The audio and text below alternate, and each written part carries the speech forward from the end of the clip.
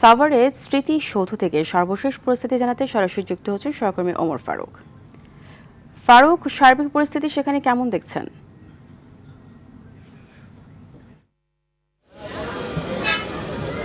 ফারিয়া, আপনাকে ধন্যবাদ। আমি এই মুহূর্তে রয়েছি সাভারের যে জাতীয় স্মৃতিসৌধ রয়েছে, সেই স্মৃতিসৌধের মূল প্রধান যে ভিআইপি গেট রয়েছে, এই গেট দিয়ে কিন্তু আজকে আপনাকে জানিয়ে রাখি, বিএনপির যে ভারপ্রাপ্ত চেয়ারম্যান তারেক রহমান, তিনি দীর্ঘ 17 বছর 3 মাস নির্বাসন জীবন শেষে কিন্তু দেশে ফিরেছেন গতকাল। আর আজকে কিন্তু তিনি তার বাবার কবর জিয়ারত শেষে কিন্তু সাভারের জাতীয় স্মৃতিসৌধে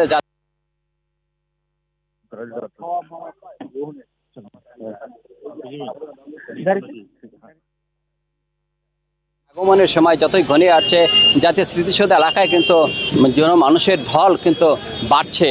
তো তারেক রহমানের আগমনকে ঘিরে কিন্তু আইনশৃঙ্খলা বাহিনী ব্যাপক নিরাপত্তা ব্যবস্থা জোরদার করেছেন, নেওয়া হয়েছে। সাভারের এই জাতীয় স্মৃতিসৌধ এলাকায় নিশ্চিত নিরাপত্তা ব্যবস্থা জোরদার করেছেন আইনশৃঙ্খলা বাহিনীর সদস্যরা। তারা বিভিন্ন সাদা পোশাকের পাশাপাশি পোশাকধারী পুলিশ কিন্তু এই স্মৃতিসৌধের ভিতর এবং বাহির এলাকায় জুড়ে অবস্থান নিয়েছেন।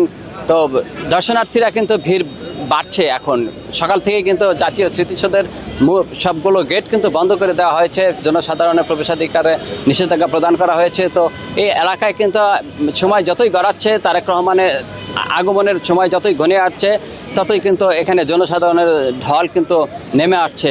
তো সাভারের জাতীয় স্মৃতিসৌধ এলাকায় কিন্তু তারেক রহমান নামাজের পরেই কিন্তু তার কবর জিয়ারত শেষে আসবেন জাতির বীর শ্রেষ্ঠ সন্তানদের শ্রদ্ধা জানানোর জন্য। তো সার্বিক নিরাপত্তা ব্যবস্থা জোরদার করা হয়েছে এবং সাভারের জাতীয় স্মৃতিসৌধ প্রস্তুত রয়েছেন তারেক রহমানের জন্য। এই ছিল আমার কাছে জাতীয় স্মৃতিসৌধ থেকে সর্বশেষ। ফারিয়া, আপনাকে ধন্যবাদ।